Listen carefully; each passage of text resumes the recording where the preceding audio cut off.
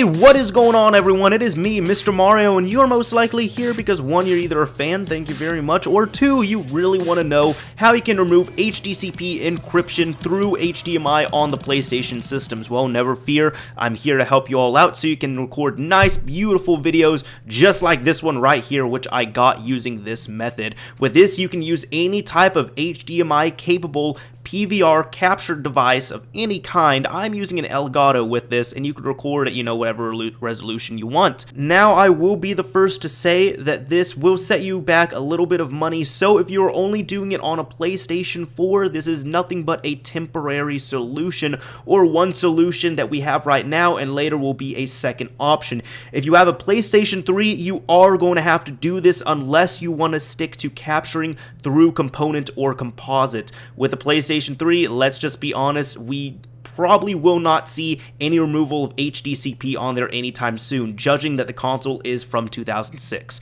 Anyways, without further ado, let's go ahead and get into this tutorial.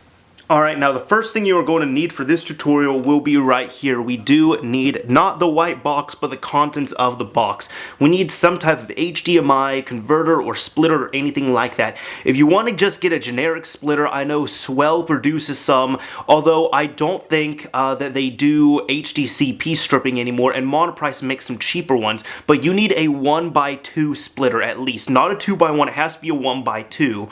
However, I did not get a Swell one of the cheaper ones, just because I've heard they no longer work with this method, and I actually had another Monoprice converter, which was cheaper. It was about half the price of this. I paid about $45 for this, and the other one I got was about $20-$25. The problem is, once I hooked it up to my PVR, which I'm using an Elgato, no matter what I did, I got a black screen on my computer, but it was fine on the TV. So, that's what we're wanting to bypass. This one I am using on January 23rd right now, and I can say that at least with my situation, it is working, so I am able to get it working. However, it is probably the most expensive HDMI converter out there, unless you're going with something like Monster.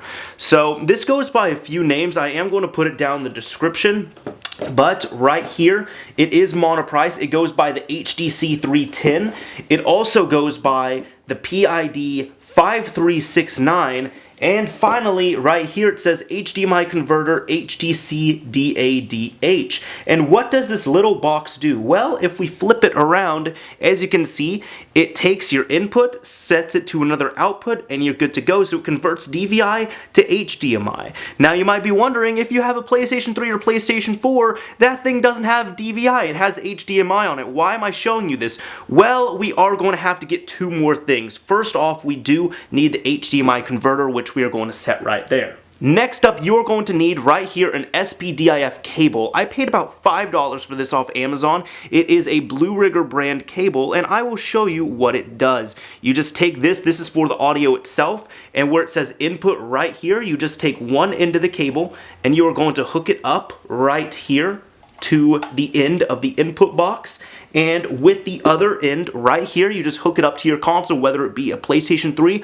or a PlayStation 4. This is important to get the audio going. If you are doing only a DVI cable, I can assure you, you will only get video. And trust me, you probably want to get audio with your games as well if you are capturing. So you are going to need this. Now, if it doesn't work right off the bat, I will cover this, but be sure to change the settings in your console so that the audio settings are set to SPDIF.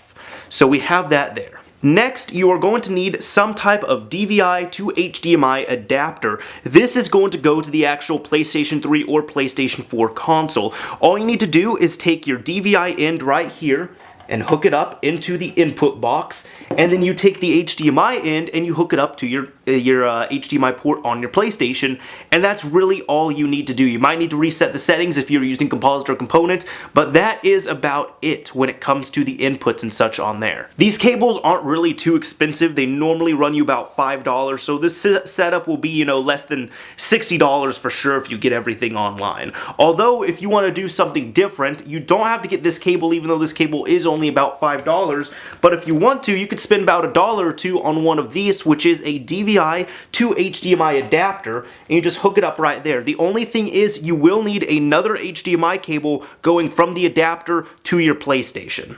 Finally, the last thing we will need is we will need a spare HDMI cable, which I'm using right here. We take this, we hook it up to the HDMI output section right here, and we don't have to worry about the audio right here because since we have the audio coming in, it will go ahead and output it via the HDMI adapter or cable right here that you're going to be using, unless you specify and want to put in another cable right here. For example, if you want to go from SPDIF to coaxial, you can do that. You are more than welcome to do that.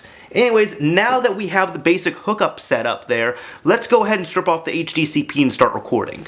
In case you're wanting to see how it's wired into the console itself, once you have everything wired from the box, you just take the SPDIF cable that you have hooked up to the input on the box and hook it up to the output around the back of your console. And second, you need to take whatever cable you had hooked up to the DVI port on the box, which should be the only one available if you're using the same kind as mine, and take the other end, which should be HDMI, and hook it up to the HDMI on the back of the system. Once you have those, you can go ahead, plug in your internet if that's applicable. Be sure to plug in the power and we should be good to go. Now, as you can see, everything is showing up right here. I have my Elgato Game Capture HD software running, and if we come over to the settings, I have it set to an Xbox One right now.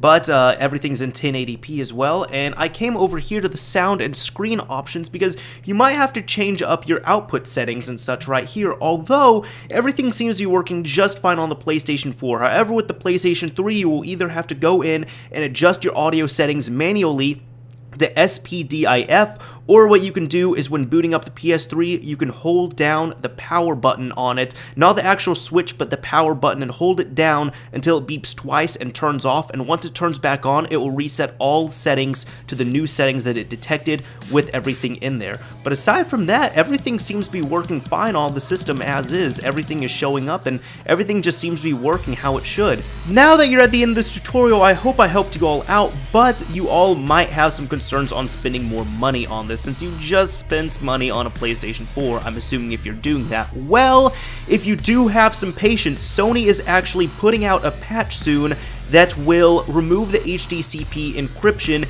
meaning that you can just take an HDMI cable from your PVR to your PlayStation 4 and run it as is. If you try and do it right now, you will either get an error on your program or you will not be able to record anything. You will just get black and you will get no sound, which is what I was getting with the Elgato.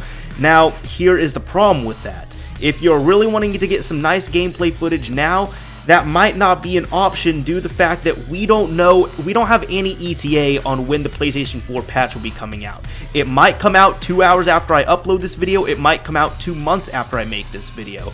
But all I know is if you are patient, a patch should come out. Now, if you're doing this with the PlayStation 3, I really don't think you'll have any buyer's remorse, which is one reason why I even found this method and really wanted to do it. You see, with the PlayStation 3, as I said at the beginning of this video, it is highly doubtful that Sony will ever remove HDCP off that system, so right now you do have to have some kind of bypass to even record off the HDMI channel from a PlayStation 3. The PlayStation 4 will have its removed later, but the PS3, I will be really surprised if it has its removed. Anyways, this is Mr. Mario signing off. Thank you for watching, everyone, and hopefully I helped you all out.